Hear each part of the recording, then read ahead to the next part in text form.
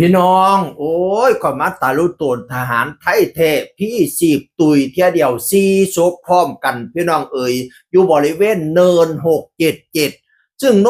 นิน677เนี่ยประเทศไทยยึดได้แต่เมื่อวานนี่เด็กกองทัพภาคที่สองมาประกาศว่าประเทศไทยยึดพื้นที่เนิน677ได้แล้วตั้งแต่วันที่12ธันวาคม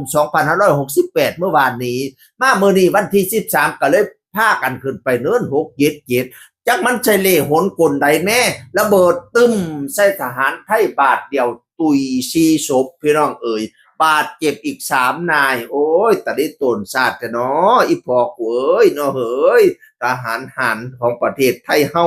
เสียชีวิต4 นายประกอบไปด้วยจ่าสิบเอกดำรงเกียรติแก้วกระจ่างจ่าสิบเอกทวีรั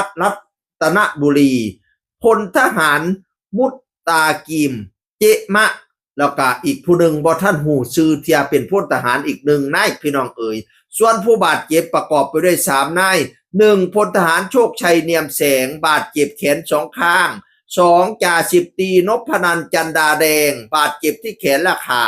3พลทหารคอลิศมุดกะเลมบาดเจ็บที่หลังพนาวานานะโอ้ยนอดุตนชาติให้เทิงเจ็บเทิงตุยพี่น้องเอ๋ยบริเวณเนิน677ผาเขมรมันระเบิดใส่สะเก็ดระเบิดมันแตกเสียชีวิตพร้อมกัน4 คนโอ้ยเนาะให้ไปอยู่เมียงฟ้าเมียงสวรรค์พุ่นเด้ออีพอทหารข่อยเอ้ยเนาะเฮ้ย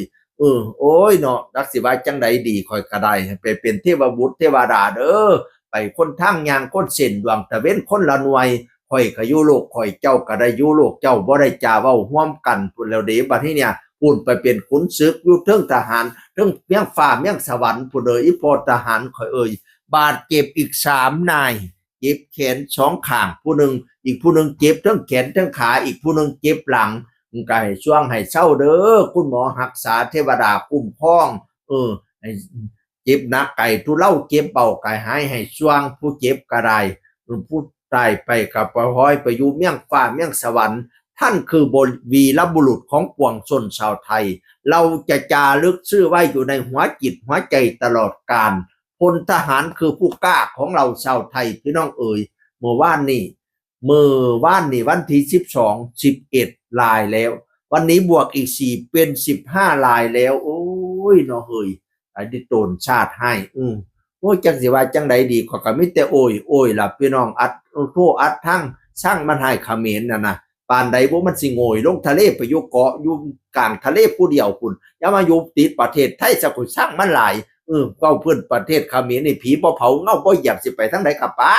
จะมันสูญให้พี่น้องเอ่ยโอ้ยนั่นละประเทศไทยสูญเสียอีก4 รายส่งกำลังอีกกำลังจิตกำลังใจแปรทหารเฮาสุผู้สุคนเด้อผู้อยู่ไก่ปลอดภัยเด้อผู้เหลืออยู่ก็ได้เทวบุตรเทวดาเอ้ยคุ้มครองลูกหลานเด้อเทวบุตรชั้น5เทวดาชั้น4เมียแม่ธรณีเบื้องใต้จงให้ลิงแง่งได้ถอนให้มากกมาบังให้มากังมาเลียมได้ถอน